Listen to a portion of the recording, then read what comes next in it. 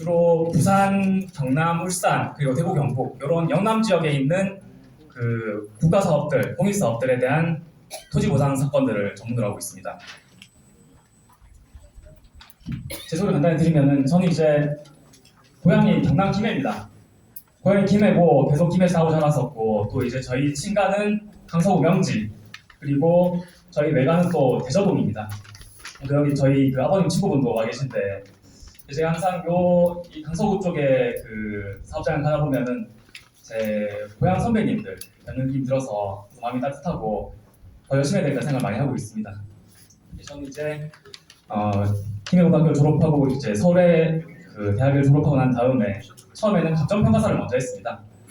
평가사를 서울에서 하다가 그 이후에 변호사 자격을 취득하고 서울에 있는 그 방행점이라는 토지보상 전문 회사에서 일을 하다가 제가 이제 에코델타 시티, 아까 말씀하셨던 그 강서구 에코델타의 사업을 제가 토지보상 사건을 전담을 하면서 이제 부산에 많이 왔다 갔다 하면서 이제 사건을 처리하게 됐는데, 제가 느낀 점이 이 부산 쪽에 이런 토지보상을 전문으로 하는 분야 변호사분이 안 계시다 보니까 모든 사건들을 다 서울에서 수행을 하더라고요. 저도 마찬가지였고, 이제 그런 사건들을 쭉 제가 지켜보면서 어차피 내 고향에 있는 이 사업들, 이 사건들을 서울 사람들이 와서 할까 봐야 그냥 내가 내려와서 하겠다. 그런 마음으로 제가 2019년도에 내려와서 이제 법률사무소 금해를 설립하게 됐고요. 또 저희 나눠드렸던 브로셔 보시면은 이제 대표 변호사님 계신데, 원래 제가 혼자 이 사무소를 하다가 우리 대표 변호사님이 그 당시에는 부산 공무지원에 부장판사로 계셨어요. 근데 이제 그분이랑 제가 알고 지내게 되면서 이제 그분도 보상을 받아보신 분입니다. 대구 쪽에서 한번 받아보셨는데 본인이 직접 판사로 일을 한 것만으로는 이게 와닿지가 않는데, 실제로 본인 소유 토지가 보상적에 들어가면서 얼마나 이 보상 제도 자체가 소유자에게 불리한 구조로 되어 있는지를 절감하신 거예요. 그래서 이제 내가 나오면 한번 나보고 같이 해보자. 그렇게 일기급이 돼가지고 저희가 2021년도부터 이 법무부 남침반을 설립해서 지금까지 운영을 하고 있습니다. 이제 토지보상 절차를 제가 쭉 설명을 드릴 텐데, 제가 듣기로는 우리 여기 소유자분들 중에 상당수는 다른 사업장에서 한번 또 보상을 받아보신 분들이 있는 걸로 알고 있습니다. 그렇다 하더라도 일단 처음 듣는 분들이 계시고 한번 또 기억하기 차원에서 한번 제가 쭉 설명을 드리겠습니다. 일단 공익사업이 최초로 이제 일반 대중에 발표되는 시점, 그때 공익사업의 계획 또는 시행에 공고 또는 고시 있게 되고요. 그 다음에 사업인정 고시가 있는데, 우리 이 사업인정 고시라는 그 절차가 국가 또는 이제 다른 사업 시행자가 이 사인의 개인의 토지 및 다른 지자물들을 강제로 수용할 수 있는 권한을 부여하는 그 법적 권한을 부여하는 그 절차입니다. 굉장히 중요한 절차고, 그래서 이 사업인정 고시가 원래는 우리 가덕도 사업이면 훨씬 뒤로 예정이 돼 있었는데, 워낙에 이 사업이 중요한 사업이다 보니까 법을 개정해서 대폭 앞으로 당겨졌어요. 그래서 아까 말씀하시는 그 기본계획 수립이 이제 올해 8월달에 있을 거고, 그 고시가 올해 연말에 있을 것으로 예상이 됩니다. 이제 그때 사업인정 고시가 있는 걸로 의제가 되고요. 그 이후에 이제 토지 조사를 하고 물건 조사를, 지자물 조사를 해서 그때 이 조서가 작성이 됩니다. 작성이 끝난 다음에 보상 계획의 연락 공고가 이루어지는데, 이 14일 동안 해야 되고, 이 절차가 중요한 이유는 이 절차 자체보다는 이 뒤에 제가 일부러 강조 표시해 놓은 요거, 이 감정평가사 추천이 이 보상계획 연락 공고일로 만료일로부터 30일 내에 해야 됩니다. 근데 지금 이 30일이라는 기간이 기간이 짧다 안 짧은데, 이렇게 큰 사업장에서 30일 내에 이 51% 소유자의 동의 요건을 갖춘다는 자체가 불가능합니다. 그래서 지금 우리 대책위원회가 지금부터 이 스타트를 해가지고 계속 여러분들을 많이 동의를 이끌어내고 참여 이끌어내는 것입니다. 그래서 이 절차가 가장 중요한 것이, 앞으로 물론 협의에서 끝날 분들은 더 중요하고요. 협의 단계, 그 다음에 앞으로 있을 이 신청 단계가 크게는 수용 재결, 그리고 이의 재결, 그리고 행정 소송, 이 3단계입니다. 이 3단계 중에서 정말 내 편을 들어줘서 나의 입장을 대변할 수 있는 평가사는 이분 딱 한 번밖에 없어요. 얼마나 중요한지 감이 오십니까? 지금 이분을 어떤 분을 선정하고, 그리고 이분의 어떻게 내 의견을 최대한 많이 어필하는지가 사실상 토지보상 절차 전체에서 가장 중요합니다. 이 부분 자 한번 다시 강조를 드리고요. 추천 단계 끝나고 난 다음에 이제 협의 감정평가 진행이 되고 그 감정평가 결과를 바탕으로 협의 요청서가 통지됩니다. 그리고 이때 협의를 30일 이상 성실하게 해야 되는데 보통은 이 정도 큰 사업장이면은 협의 기간이 한 번에 끝나지 않고 한 3차 정도까지 진행이 됩니다. 이때 이제 협의 금액에 만족을 하고 난 이제 하고 끝내고 싶다. 이런 분들은 이때 수령하시고 모든 비후속 절차는 그냥 다 소멸하고 종료가 됩니다. 이때 받고 끝내시는 거고 만약에 이 금액이 도저히 내가 생각하는 내 재산권의 가치에 못 미친다. 그때는 이제 이 후속 절차에 돌입을 하게 됩니다. 아까 말씀드렸던 수용 재결, 이의 재결, 행정소송 3단계인데 일단은 수용 재결 때 한번 보상금을 다 받습니다. 수용 재결 보상금을 다 받고요. 그 이후에 이의 재결, 행정소송 단계에서는 그 전 단계에 대비해서 추가로 지급되는 부분만 추가로 받는 겁니다. 그리고 어떤 경우에도 수용 재결 금액보다 이의 재결, 행정소송이 낮게 나와서 내 돈을 다시 뺏기는 경우는 없어요. 그렇기 때문에 지금 일단은 내가 이 신청을 하겠다고 맘먹은 순간 소송까지 무조건 가신다고 보시면 됩니다. 그래서 이제 사업 시행자가 수용 재결 신청을 하고요. 그때 재결 신청 연락 공고를 하게 되는데 이 14일 기간이 중요한 이유가 이 수용 재결 절차에서 우리 토지 소유자 의견은 이 14일 내에 전부 다 들어야 됩니다. 이 이후에 제출된 의견은 반영이 되지 않습니다. 그런데 지금 14일이 굉장히 짧은 기간이기 때문에 우리가 이때 시작해가지고는 내 의견 제대로 반영할 수가 없겠죠. 그렇기 때문에 우리가 언제 준비를 하셔야 되느냐, 이때 협의 요청서가 통지되는 순간 우리가 바로 그 협의 보상평가서를 전공부에 청구를 해야 돼요. 그 평가서를 받아보고 전문가의 그런 자문을 받으시고 내가 일단은 이때 그냥 스톱을 하실지 아니면은 앞으로 쭉 계속 진행 절차를 거치실지 그걸 요 단계에서 결정을 하셔야 되고 그 다음에 앞으로 이 절차를 진행하시더라도 내가 어떤 부분을 중점적으로 해서 주장을 할 것인가 그것도 이 단계에서 이미 우리가 판단이 이루어져야 됩니다. 그렇게 해서 저희가 쭉 준비를 하고 난 다음에 이때 그 절차의 그 기간에 무리 없이 제출해야 되는 것입니다. 그리고 이제 수용 재결 평가는 토지수용위원회에서 선정하는 2개의 평가사, 이 평가사는 랜덤으로 선정이 됩니다. 이 2개 평가 기관에서 그 선정하는 금액의 산술 평균, 그 평균을 해가지고 보상 금액이 결정이 되고요. 그 수용 재결이 나고 난 다음에 이때 한번 보상금 다 받고 30일 내에 이의 신청을 해야 됩니다. 그리고 이의 신청도 마찬가지로 이 토지수용위원회에서 선정하는 평가법인 2개가 선정이 돼서 평가를 하고 그 평균 금액으로 이의 재결이 이루어지고요. 그리고 이의 재결 끝나고 난 다음에 60일 내에 그 행정소송을 거치게 되는데 행정소송 제기는 우리 여기는 그 부산 강서구이기 때문에 행정소송은 관할이 그 해당 관할 주소지의 지방법원 본원입니다. 그러니까 우리 명지에 있는 그 법원이 아니고 새로 생긴 법원이 아니고 어제리에 있는 부산지방법원 본원 거기서 이제 소송이 진행이 됩니다.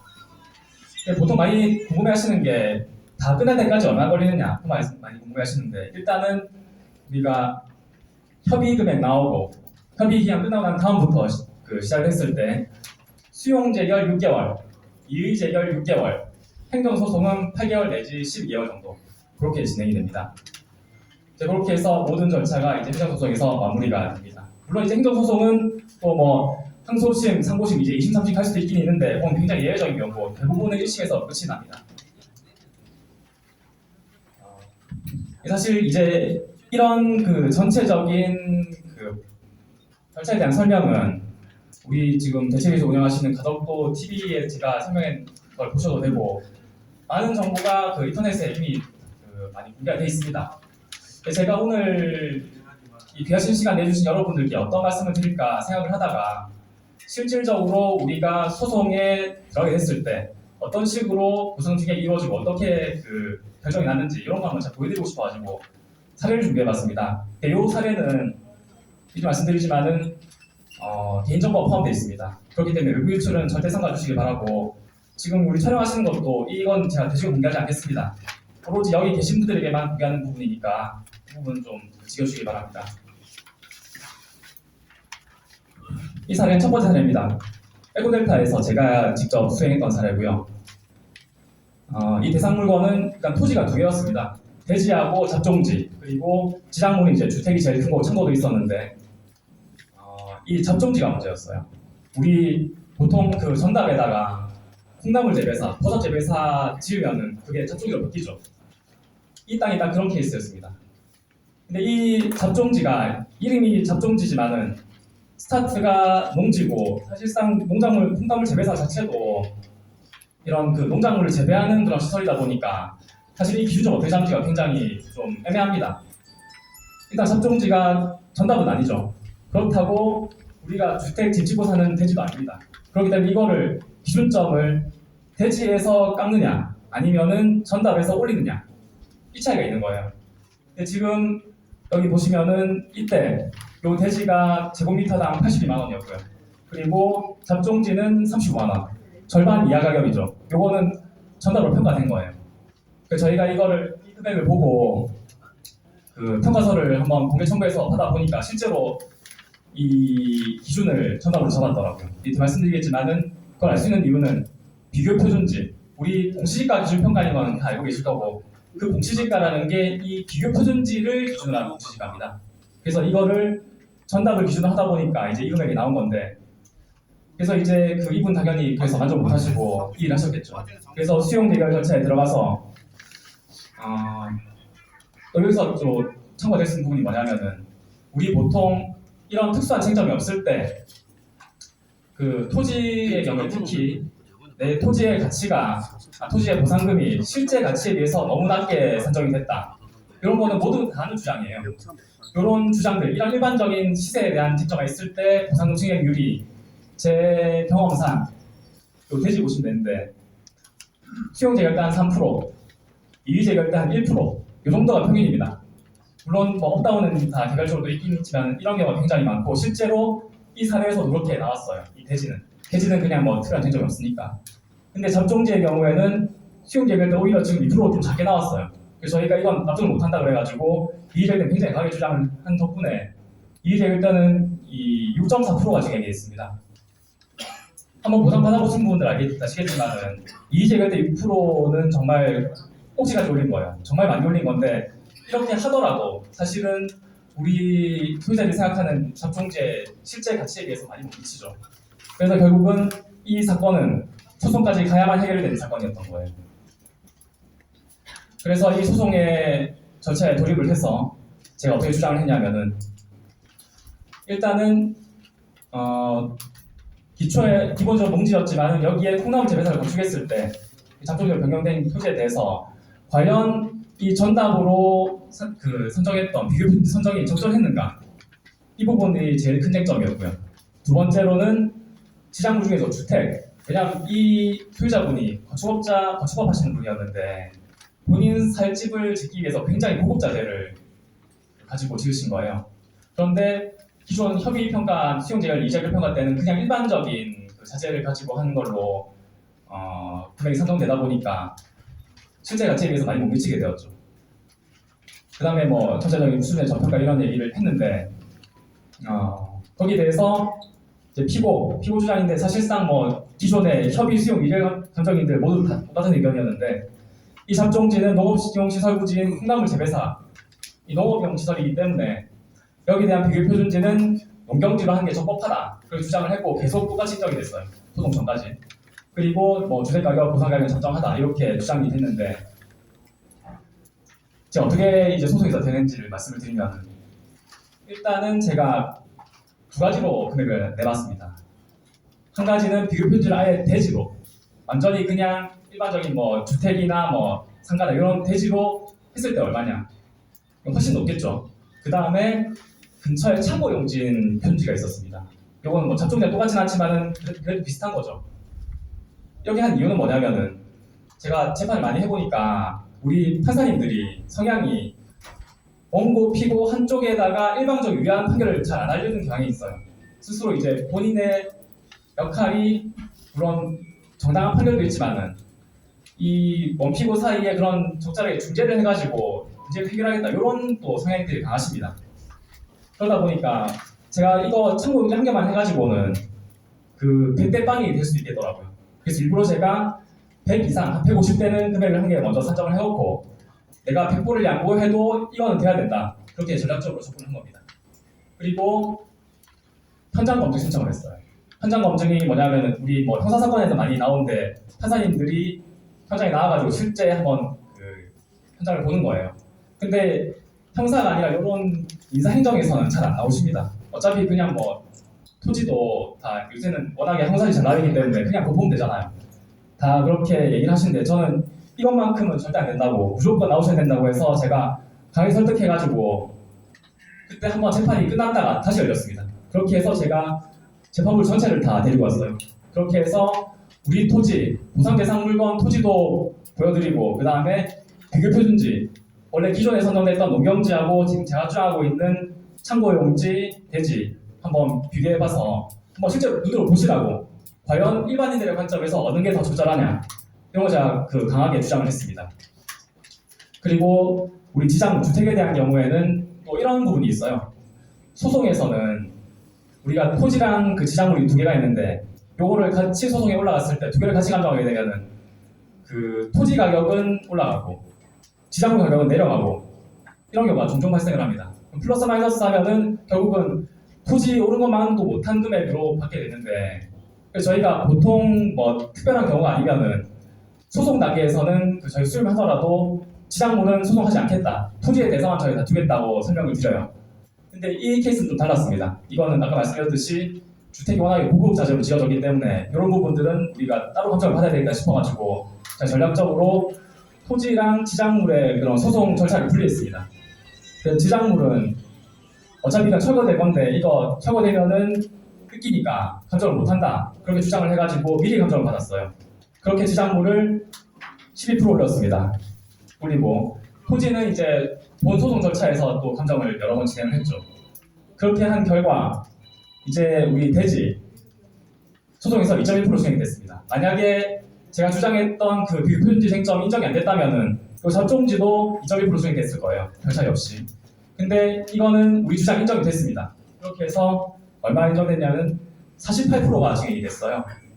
그래서 그 결과 이게 제가 받았던 판결문인데 4억 9,700만 원. 여기에 또 그 연금풀 이자가 붙습니다. 수용 개시일 다음 날부터. 그래서 이분은 총 5억 원 이상의 보상금을 추가로 받는 그런 결과를 얻으셨습니다.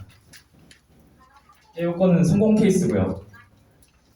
이 다음 케이스는 이제 좋다 말았던 케이스로 보시면 되는데 이거는 김해입니다. 제 고향 김해에서 이제 도로 건설 사업 했던 그 사건에서의 보상 사건 케이스인데 요거는 땅이 두 필지였습니다.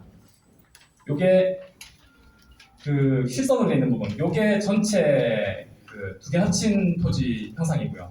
그리고 중간에 점선되어 있는 요 부분, 요게 사실은 이 두 필지의 경계였어요. 그러니까 지금 두 개를 통으로 보면은 모양이 그래도 반듯하고 그 다음에 이 도로에 접해 있는 토지였어요. 근데 요거를 따로따로 떼서 보면 지금 앞에 있는 요 필지, 요 토지는 도로에는 붙어 있지만 모양은 이상하죠. 여기 뾰족하게 돼 있어가지고 굉장히 농사짓기도 불리하고 나중에 개발하기도 불리하고 그런 땅이 됐고 그 다음에 뒤에 있는 토지는 모양은 그나마 반듯한데 이건 도로에 붙어 있지가 않죠. 지금 그래서 우리 개별령인 중에서 가로 조건, 접근 조건이 있고요. 그게 도로에 관련된 조건이고 그 다음에 획지 조건, 이거는 땅의 모양에 관련된 건데 앞에 있는 요 B, 요거는 접근 조건은 좋지만은 획지 조건은 안 좋고 A는 접근 조건은 불리하지만 획지 조건은 좋다. 서로 이게 그 불리한 부분을 서로 보완해주는 그런 관계에 있습니다. 그래서 제가 이렇게 이 소유자분은 좀 아쉬운 게 저한테 늦게 오셨어요. 지금 수용제를 이전이 끝나고 난 다음에 그때 저한테 오셨어요. 소송 때. 그래서 이 부분은 어쨌든 이까지는 다 결정이 됐었고 이 글씨가 잘해서 안 보이는데 이 A 토지, 이 토지는 제곱미터당 한 30만 원. 그리고 앞에 있는 이 토지, 이건 한 40만 원. 한 20% 30% 정도 차이가 나게 평가가 됐습니다. 이분은 당연히 왜 내 토지가 이 전체로 평가되지 않고 이렇게 따로따로 평가됐느냐 열변을 토하시죠. 그래서 저한테 오셨는데 이게 왜 문제가 되냐면은 우리 법에 있습니다. 감정평가에 관한 규칙 자체가 원칙이 개별평가 원칙이에요. 그게 뭐냐면은 이 토지 각각이 아무리 뭐 한 명의 소유자가 소유하고 있더라도 어쨌든 물건 자체는 이 토지만 갖고 본다. 이 토지 한 개 한 개 떨어뜨려 놨을 때 그 금액이 얼마인지 그걸 본다. 그게 원칙이에요. 다만 예외적으로 용도상 불가공간에 관계에 있는 두 필지 이상의 1단의 토지, 이거 1단지라 그러는데 이 토지 두 개긴 하지만은 이거는 따로 떼놓고는 도저히 볼 수가 없다. 이게 사회적으로, 경제적으로, 행정적으로 어느 거로 보더라도 이거는 하나의 토지로 보는 게 맞다. 이런 명백한 경우에는 이거를 하나의 토지로 평가를 합니다. 그래서 이분의 주장은 결국은 이 토지는 개별 평가가 아니라 일단지로 평가돼야 된다는 게 이제 법리적인 그런 그 주장이었어요. 제가 이 부분에 대해서 처음부터 말씀드렸던 부분이 우리 실무적으로 일단지로 인정되는 케이스는 90% 이상이 다 대지의 경우입니다. 그러니까 2필지 이상의 토지가 있는데 그 토지 지상에 한 개의 건물이 있을 때 이 경우에는 누가 보더라도 이걸 떨어뜨려 놓고 보는 게 말이 안 되니까 일단지로 평가하는 게 맞는데 이런 농지 이런 경우에는 사실상 일단지로 평가되는 케이스를 거의 볼 수가 없어요. 그래서 제가 그래 설명을 드렸지만 그래도 열심히 한번 해보겠다 수임을 했죠. 실제로 이분은 이 전체를 하나의 그런 농지로 쓰고 계셨어요. 오랫동안. 그분에 제가 그래도 좀 희망이 있다고 봐서 소송에 들어왔습니다.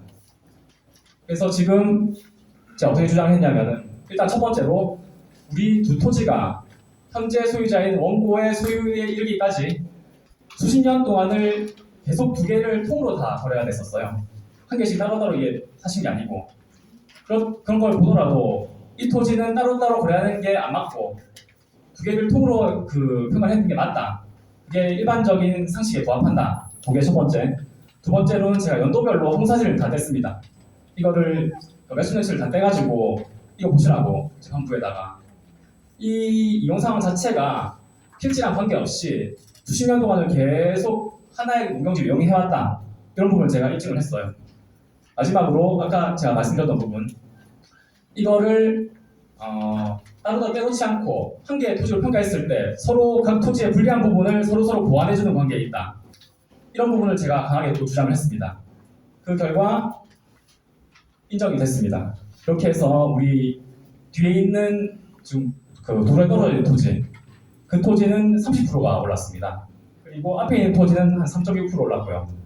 그래서 총 원래 보상금이 한 3억 5천 정도였는데 한 4억 정도로 해가지고 5천만 원 더 증액이 됐습니다. 근데 여기서 이 피고 경상남도가 항소를 합니다. 이 항소심에서 어떤 얘기를 하냐면은 이 토지가 한 명이 소유하고 있든지 말든지 어쨌든 별개의 필지로 오랫동안 존재했기 때문에 이걸 따로따로 파는 데는 문제가 없지 않느냐. 그리고 이 토지의 모양이나 주위 환경이나 면적이나 이런 걸 볼 때 이 토지를 그냥 따로따로 농사 짓는 것도 문제가 없다. 그리고 또 팔 수도 있고 그 다음에 일반적으로 농경지는 이 경계가 불분명하기 때문에 우리 대지의 경우에는 담장 같은 걸로도 경계가 명확하게 볼 수가 있지만은 농지의 경우는 그렇지 않지 않느냐. 그런 주장이었어요. 피고 주장은. 그리고 이게 인정이 됐는데 사실은 제가 봤을 때 이 재판부가 이 항소를 해서 제일 중점적으로 했던 부분은 이건 것 같아요. 통상적인 경우에 일단 제가 말씀드렸던 건물이 있는 대지에만 인정된다는 거예요. 근데 우리 토지는 농지였잖아요. 이 농지에는 내가 아무리 다 사정을 보더라도 인정을 못하겠다는 거예요. 그래서 그 결과 아까 5천만 원이었죠. 결국은 1,000만 원. 그냥 일반적인 시세 상승분 인정이 돼가지고 3%. 우리 소송에서도 제가 해보면 한 3 내지 5%가 제일 많습니다. 이 3% 된 건 그냥 평균적으로 그냥 시세 상승분만큼 인정이 된 거예요. 이렇게 이제 결국은 사건이 종결이 됐고 이제 이 사건에서 우리가 어떤 부분을 깨달으셔야 되냐면은 소송은 누구도 예측할 수 없습니다. 저는 이 일을 오랫동안 해왔고 그 누구보다도 이 토지보상성에 자신이 있습니다. 그럼에도 불구하고 1심이고 2심 판사 누구를 만나냐에 따라서도 결과가 뒤바뀔 수가 있어요. 사실 이건 180도 뒤집힌 거거든요. 똑같은 법 공부를 하셔도 판사님조차도 판결을 다르게 할 수 있기 때문에 우리가 소송에 올인해서는 안 된다. 그럼 언제 해야 되느냐? 협의 단계. 지금 현재 시점이 가장 중요합니다. 그래서 우리가 앞으로 이제 오늘부터 시작하는 보상대책위원회 활동하는 모든 절차에 적극적으로 참여하셔야 됩니다. 지금부터는 협의 평가가 나올 때까지 일시단결하셔가지고 최선을 다해서 활동하셔야 되고요.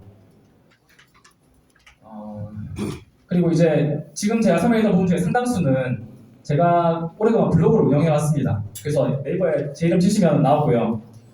근데 사실은 저도 요새는 정보 찾아볼 때 네이버 잘 안 찾아보고 유튜브 봅니다.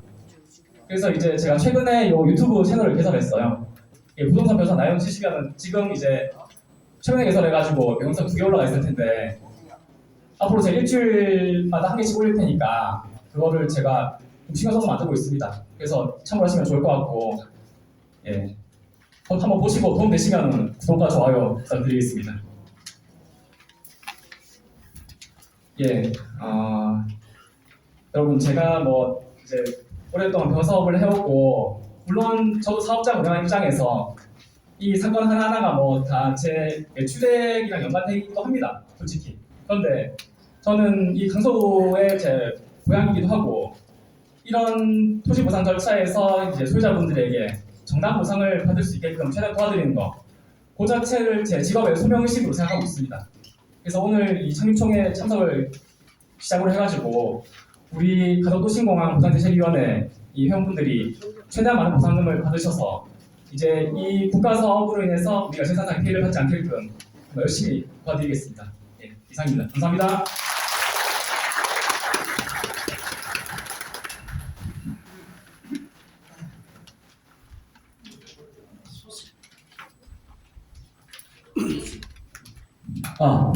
소송 사례를 보니까 깜짝 놀랐습니다. 저도 한 5억 정도가 더 증액이 되네요. 마지막으로 우리 나인호 변호사께서 이런 말씀을 하시지 않습니까? 수용 재결이나 이재결이나 소송으로 가는 것보다 지금부터 많이 늦었다고 저는 생각을 하는데 지금부터 착실하게 준비하면 더 많이 받을 수가 있는 겁니다. 요걸 다 명시해야 됩니다. 자, 어떤 준비할까요? 자, 먼저 소개해 주신 나인호 변호사님께 큰 박수 한번 다시.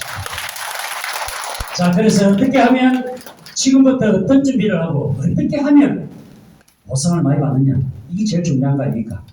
우리 또 아까 그 절차에서도 감정 평가 부분이 제일 중요하다고 했죠. 그래서 모셨습니다. 조금 더우시더라도 이분 말씀 잘 들으셔야 됩니다. 예, 우리 서버의 김명건 우리 평가사님을 소개합니다. 네.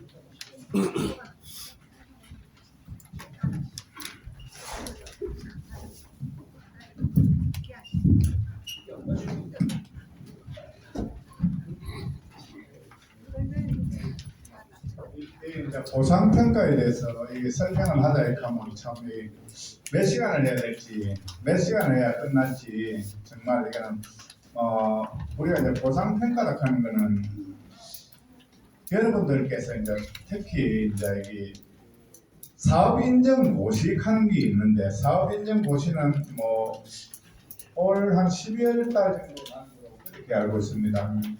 그 사업 인정 고시하고 사실상 감정평가하고는 큰 상관은 없습니다.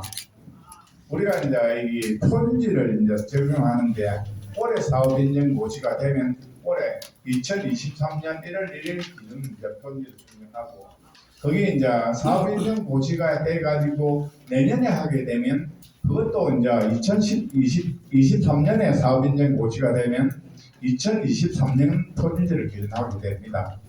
그런데 이제 이게 참 사업 인정 고시가 2000년도에 됐다. 2000년도에 돼도 가격은 똑같이 나옵니다. 2000년도 거를 써가지고 20몇 년도를 이제 지금 이제 뭐냐 하면 우리가 이제 사업 인정 고시를 받고 나서 이 그 기타 요인 보정이라 하는 게 있습니다. 기타 요인 보정은 여기 이제 전에 이제 명지 그 저 강서경찰서 앞에 요거 했는 그 예를 가지고 이제 설명을 드리자 했다면 강서경찰서 앞에 저희들이 이제 톤지를 어디 글을 썼나 하면 강서에서는 이 톤지를 쓸만한 게 없었어요. 그래가지고 대저이동 강서에서 요 올라가다 보면 우측에 이제 공항도 있는 데 쪽으로 있는 대저이동 글을 세 개 정도를 썼었고 또 저 같은 경우는 이제 특별하게 이제 전답의 이제 주거지역 전답의 경우에는 또 이제 강동동에 있는 거를 거래사를 땡겨가지고 이제 보정을 했습니다.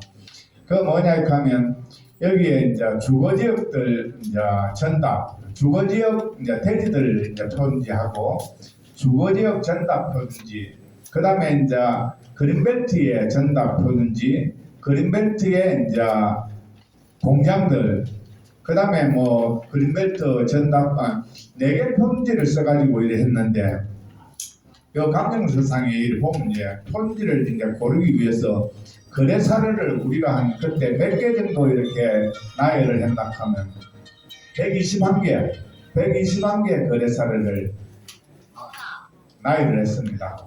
찾아가지고 그 중에서 제일 이제 높게 감정을 할 수 있는 4개 편지를 4개 거래 사례를 가지고 이제 편지를 이제 기타연 보정을 했습니다. 보정을 했는데 그러면 이게 뭐냐 하면 여기 이제 제가 이게 그 편지 이제 일반 토지 한 필지를 갖고 이제 설명을 드리자면 한 필지를 이제 감정하기 위해서 뭐를 해야 되느냐? 그러면 그 이제 한 필지가 용도지역이 뭐 주거지역이냐, 자연녹지냐, 그린벨트냐, 그거부터 먼저 살펴봐야 됩니다. 그러면 이제 여기 이제 주거지역이다 하면 또 표지도 주거지역 같은 이제 종류의 이제 표지를 써야 되거든요. 그래 주거지역이다 하면 예를 들어 가지고 주거지역에 있는 대지 표지이다 하면 주거지역에 있는 대지 실거래 사례를 찾아가지고 이 기타의 보정을 해야 됩니다.